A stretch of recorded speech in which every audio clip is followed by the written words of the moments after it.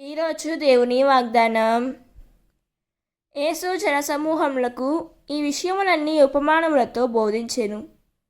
ఉపమానములు లేక వారికి ఏమీయూ బోధింపడాయెను.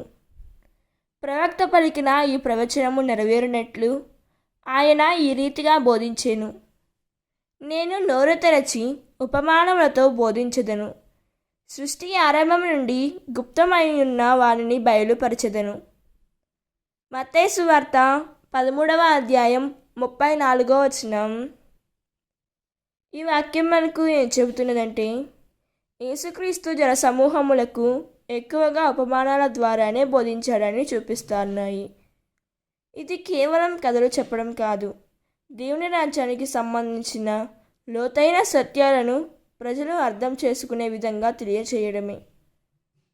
దేవుడు ఈ వాక్యం వింటున్న ప్రతి ఒక్కరిని దీవించునుగాక. ప్రార్థన.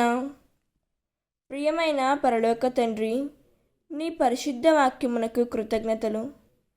యేసుక్రీస్తు బోధించిన ఉపమానాల ద్వారా నీ చిత్తాన్ని అర్థం చేసుకునే జ్ఞానాన్ని మాకు అనుగ్రహించుము తండ్రి. ప్రభువా, మా హృదయాలను వినయంతో నింపి నీ వాక్యాన్ని వినేవారిగానే కాక ఆచరించేవారిగా మమ్మల్ని మార్చుము తండ్రి. ఆమేన్. God bless you.